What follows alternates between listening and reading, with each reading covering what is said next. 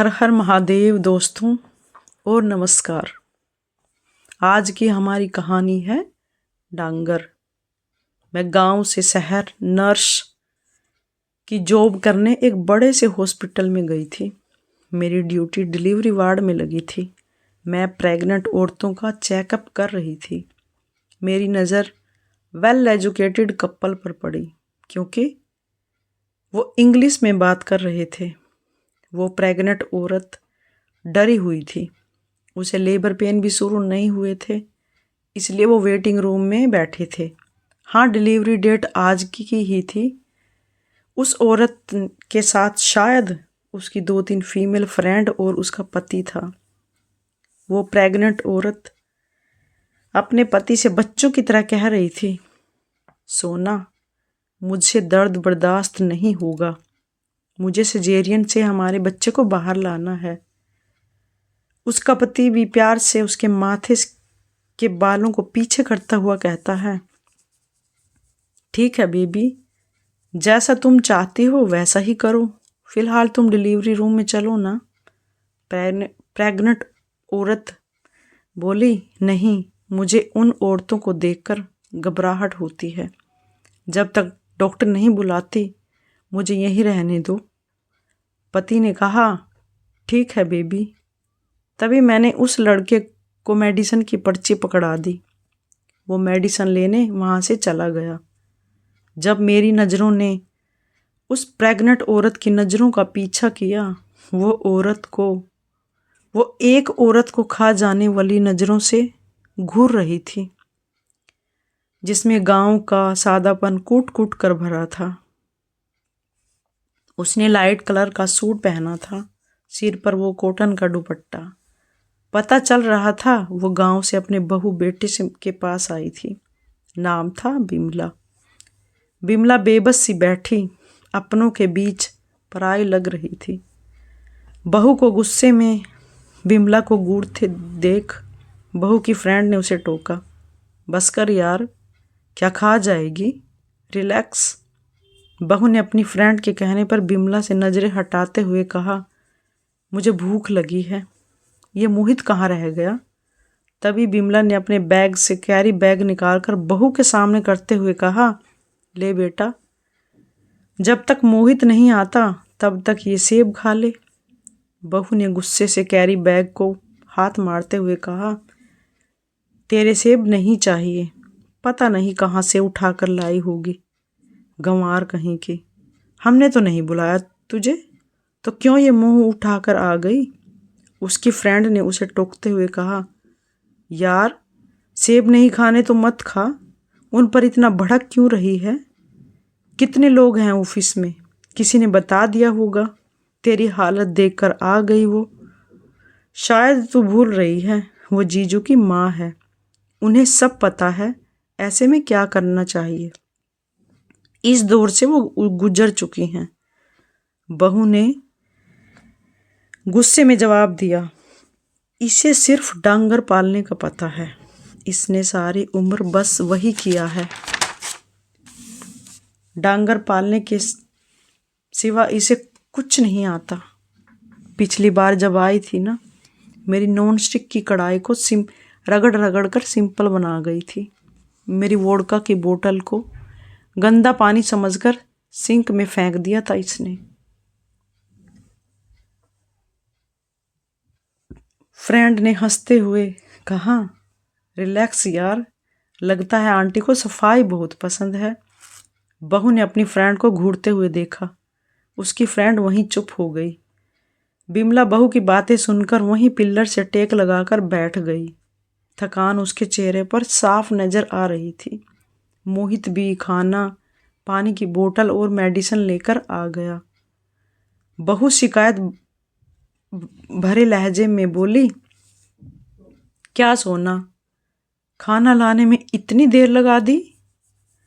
मोहित उसके पास बैठता हुआ बोला, सॉरी बेबी, मेडिसिन की दुकान में बहुत भीड़ थी, इसलिए वक्त लग गया। लो, अब खा लो।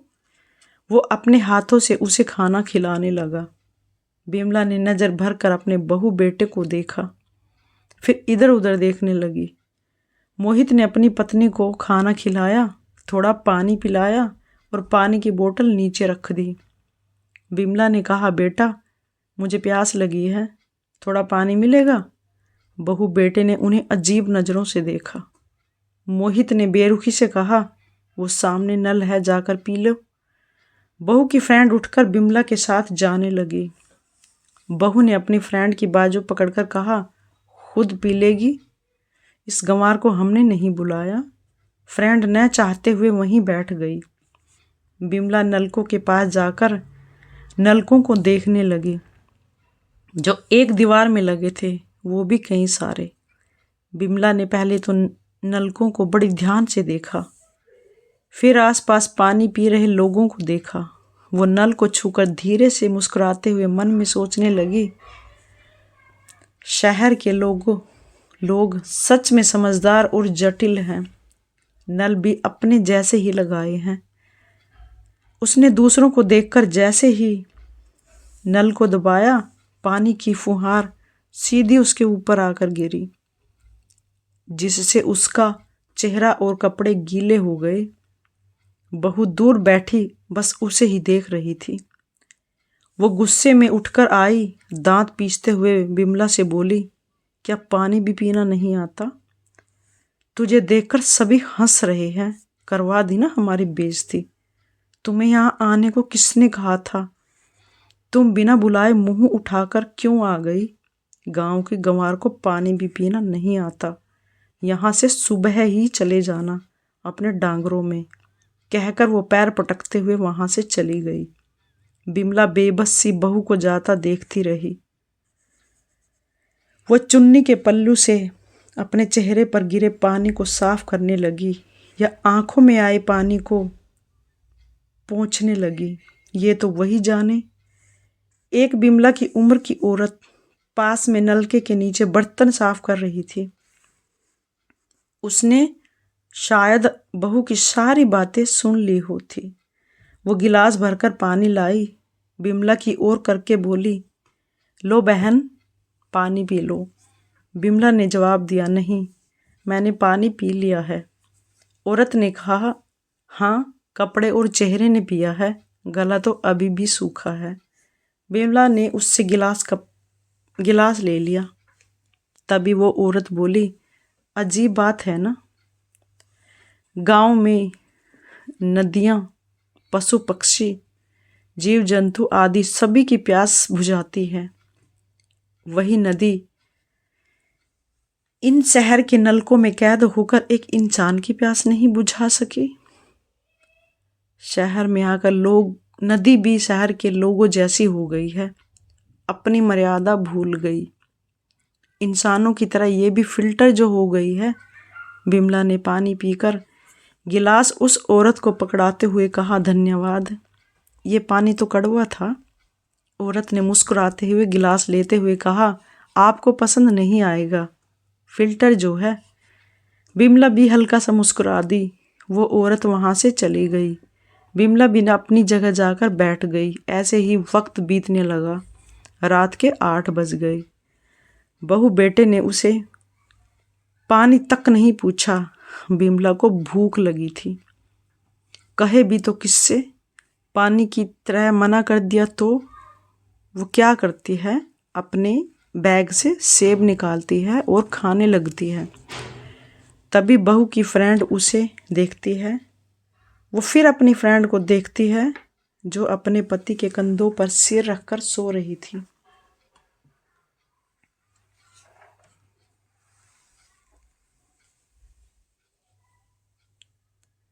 तभी बहू की फ्रेंड उठकर बिमला के हाथ से सेब लेकर वहीं रखकर बिमला का हाथ पकड़कर उठाते हुए धीरे से कहती है, आंटी जी, मुझे भूख लगी है, मेरे साथ कैंटीन में चलो ना प्लीज। बिमला अपने बेटे की ओर देखती है। तभी वो लड़की भी मोहित की ओर देखकर कहती है, जीजू प्लीज। शायद वो पूछ रही है कि मैं आपकी मम्मी को साथ ले जा सकती हूँ। मोहित ने भी इशारे में कहा, हाँ ले जाओ। मैं भी खाने कैंटीन में चली गई। वो दोनों भी मेरे पीछे पीछे आ गई। वो लड़की बिमला का हाथ पकड़कर कैंटीन में जाकर कुर्सी पर बैठकर उसके पास वाली कुर्सी पे बैठकर कहती है, आंटी जी क्या खाओगे? मैं जानती हूँ आपको भूख लगी है। गांव के लोगों का सेब से पेट नहीं भरता, और वो भी रात को। चिंता मत करो, मैं गांव से ही हूँ। मेरी माँ सेम आप जैसी हैं। बिमला मुस्कुराते हुए जवाब देती है, जब मैं तुम्हारी माँ जैसी लगती हूँ तो खाना भी उन जैसा ही खिला दे। वो लड़की मुस्कुराते हुए चेयर से उठकर कहती है, पक्का ना आंटी जी? बिमला कहती है, हाँ बेटा। लड़की कहती है, तो ठीक है, मैं अभी आई, कहकर वो काउंटर पर चली गई। 15 मिनट बाद 2 थाली हाथों में लेकर आई। टेबल पर थाली रखते हुए कहा, लो आंटी जी, मेरी माँ का रात का भोजन। उम्मीद करती हूँ आपको भी पसंद आएगा, खाइए ना प्लीज़। बिमला उसे देखकर मुस्कुराते हुए बोली, जीती रहो। लड़की मजाक में बोली, हाँ हाँ आंटी जी, खाना खाऊंगी तभी जीऊंगी, मैं हाथ धोकर आई, कहकर वो वाश बेसिन के पास चली गई। बिमला भी उसके साथ चली गई। दोनों ने हाथ धोए और खाना खाने लगी। लड़की ने बिमला से ढेर सारी बातें की।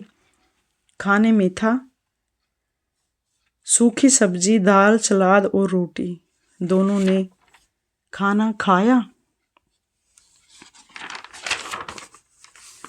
और अंदर आ गई। ऐसे ही ये रात भी बीत गई। सुबह बहू को हम ऑपरेशन थिएटर में ले गए। 2 घंटे बाद नर्स बेबी को लेकर बाहर आ गई।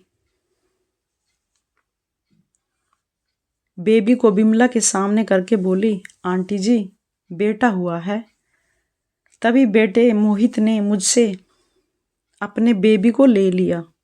बिमला लाचार सी दोनों हाथ आगे बढ़ाते ही रह गई। उसने धीरे से अपने हाथों को नीचे किया। आसपास खड़े लोग हैरानी से मोहित को देखने लगे। मोहित ने दिखावा करते हुए कहा, बेबी को बिमला की ओर करते हुए कहा, देखो ना माँ, मैं भी ऐसा ही था ना? बिमला ने कहा, हाँ हूबहू ऐसा ही था। मोहित ने 2000 रुपये जेब से निकालकर हेल्पर को देते हुए कहा, आप आपस में बांट लेना। बिमला ने मुस्कुराते हुए पूछा, बेटा मेरी बहू ठीक तो है ना? मैंने कहा, हाँ वो ठीक हैं, आप आधे घंटे बाद उनसे मिल सकते हो। अभी आप बेबी को मुझे दे दीजिए, मुझे इसे अब उसकी मम्मी के पास लेके जाना है। मैं बेबी को लेकर अंदर चली गई। 1 घंटे बाद बेबी और माँ को कमरे में शिफ्ट कर दिया। बिमला भी बहू और पोते से मिलने अंदर चली गई। एक को छोड़कर बहू की फ्रेंड भी अपने घर जा चुकी थी। बिमला ने जैसे ही बच्चे को गोद में उठाने के लिए हाथ आगे बढ़ाती है, बहू बोलती है, रहने दे, इन्फेक्शन हो जाएगा। पता नहीं नहाए को कितने दिन हो गए हैं, तू अभी तक गई क्यों नहीं? बिमला के दिल पर मानो बहू ने हथौड़े से वार किए हो। बेटा पास खड़ा सब सुन और देख रहा था। बिमला ने नम आंखों से अपने बेटे की ओर देखा। मोहित ने अपना चेहरा घुमा लिया। पोते को देखकर नम आंखों से बिमला मुस्कुराई। अपने बटुए से 500 के 2 नोट निकालकर अपने पोते के हाथ में देते हुए कहा, खुश रहो, आबाद रहो। मेरी दिल से दुआ है तू भी विदेश में पढ़ने जाए, तो भी विदेश में अच्छी कीमत में बिके, अपने बाप की तरह। तेरे बाप को तो मैंने डांगर बेच कर शहर पढ़ने भेजा था, ताकि ये एक अच्छा इंसान बने। ये तो उन बेजुबान डांगरों से भी गया गुजरा निकला।